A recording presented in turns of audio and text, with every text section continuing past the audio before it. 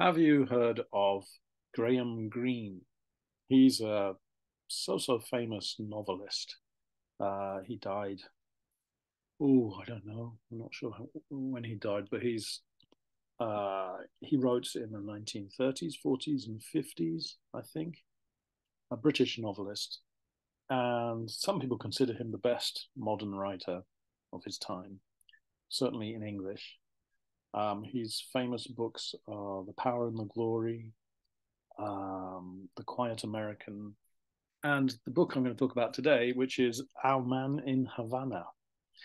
Um, and he was writing at a time when Britain was discovering it was not so important. You know, of course, there was the Second World War, and of course, Britain was on the winning side with America and Russia, and reshaped the world. So the British could tell themselves that they were still a superpower, but of course they weren't. It was the rise of America and Russia. Later, Japan rose briefly and has now gone back down. But it was at a time when some people, British people, still thought, oh, we have an empire. And in 1950, there still was the British Empire. But within 10 years, it had all disappeared.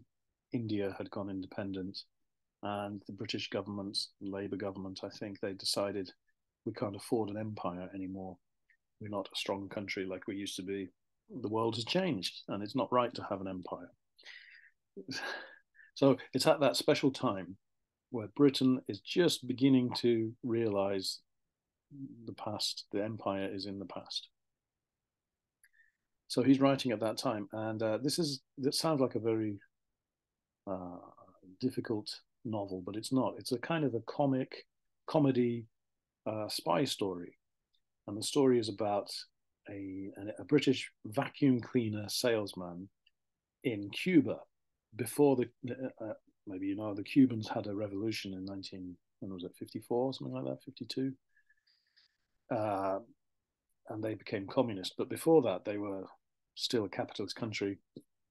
Anyway, so this vacuum cleaner salesman is there, and all around him people are talking about communist revolution, and he's not making much money, and he has to send his daughter to a posh, expensive private school.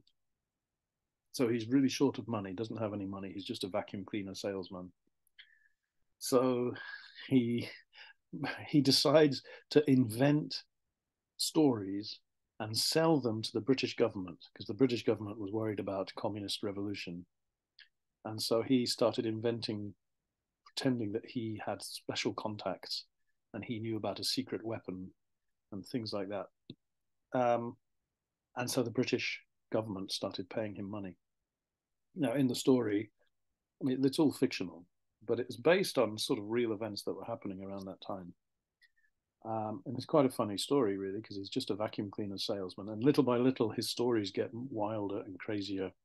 And um, the British government send a secret agent to help him, who's a woman.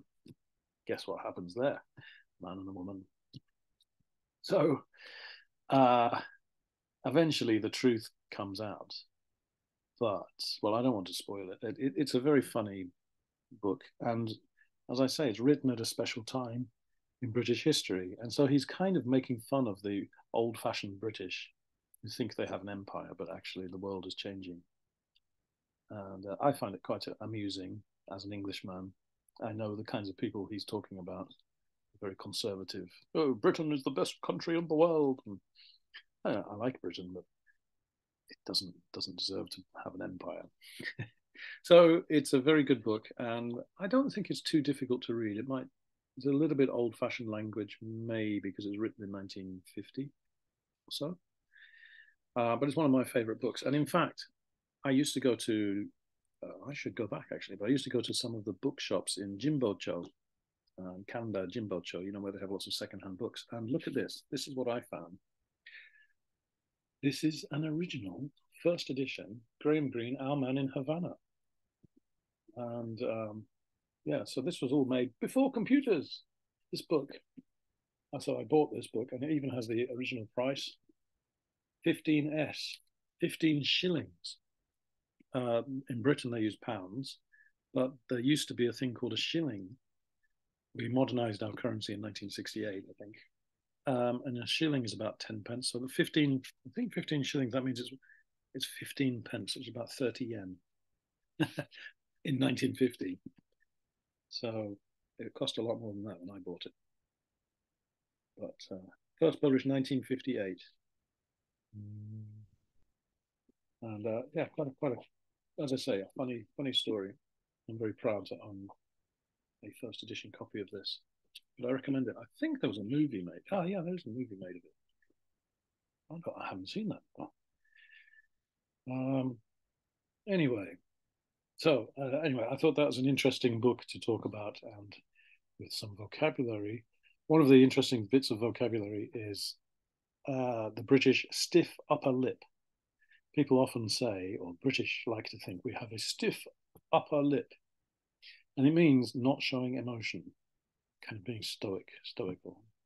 Where we like to think Americans and other people get crazy and fanatical and excited. The British have a stiff upper lip, never get worried about anything. And he's kind of making fun of that and saying, actually, that's too old fashioned. We should be more excited about life. Right. I should get you some questions, shouldn't I, to think about? Number one, what makes a good spy story? This is actually it's a comedy, but it's also a spy story. What are the elements that make a spy story interesting? Number two, how do you think this story ends? I'm on a Biko. I'm in Havana, not a Biko. I'm in Havana story. How did it end? And number three, do you ever keep a stiff upper lip? Okay. Thanks for listening. I will see you next time. Thank you very much.